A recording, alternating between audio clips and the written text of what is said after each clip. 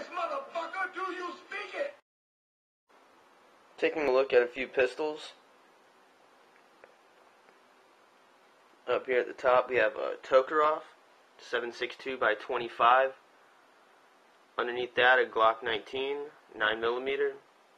Underneath that LCP 380. Then you got a Smith & Wesson 38 Special.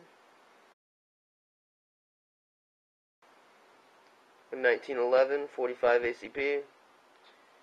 And an XD 45 ACP. These are both 5-inch barrels. I'm a big fan of the longer barrels. Add some more weight to the front there. Helps with recoil. The LCP is probably my least favorite of all the guns. Very snappy. Very long trigger pull.